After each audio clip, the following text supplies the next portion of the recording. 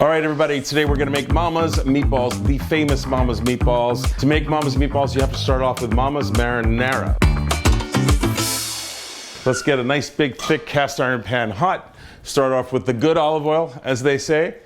Mama was never cheap with the olive oil. It always adds flavor. 3 cloves of garlic that I cut up in, sort of large pieces. Not gonna worry too much about the size. That goes in. Dice up some onions. Again, not really worried about the size because you know what? This is a long, slow cook sauce. All this stuff is gonna basically melt. Just make the sauce, make people happy. All right, we're gonna sweat the garlic and onion. As this is sweating, we're gonna add tomato paste. My mom loved tomato paste. I don't use it that much these days, but you know what? I can't make her dishes better than she did, so I'm just gonna listen to what she said. It's funny, she always said she cooked with a lot of love. I guess I don't have as much love as she did. I'm a loveless chef. No, I'm not loveless, but she really imbued the food with incredible sincerity and character that she had inside her. And I know there's a lot of people out there cooking with the same sort of fondness for the people they're cooking for and for the food. And you do actually make an impact on the food when you feel really good about it. Cooking is an art form just like painting, photography, dance, music, and when you're a creative person and you're in a great mood, you will imbue your art with goodness, kindness, the great feelings that are inside your heart and your spirit. And for those of you who are in the creative field, you know this. If you're not in a good mood, you don't feel good, your work's gonna suffer. Now we're gonna add the Redpack tomatoes. My mom swore by Redpack. We are not, there's no affiliation, this is not a sponsorship, but I think they were 3 for $1 when I was a kid, so maybe that's why she loved them. But you know what? It tastes great. These are great tomatoes.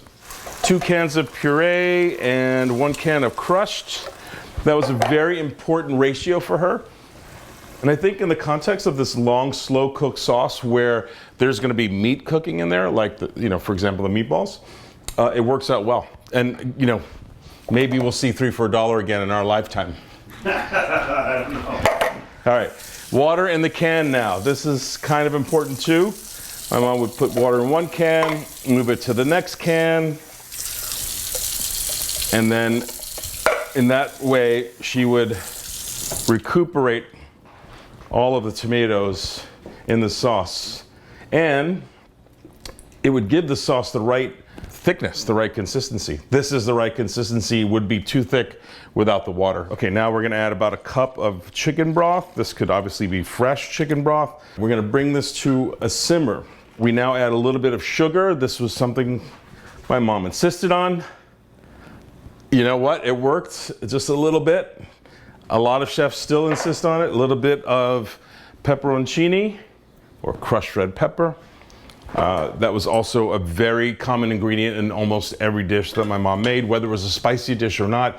The crushed red pepper was a very important piece of the puzzle. Black pepper too. If you don't already have a fresh black pepper mill, get one, it's worth it. And salt. All right, we're gonna bring it to a simmer, we're gonna taste. And while this is cooking, we're gonna make it the meatballs.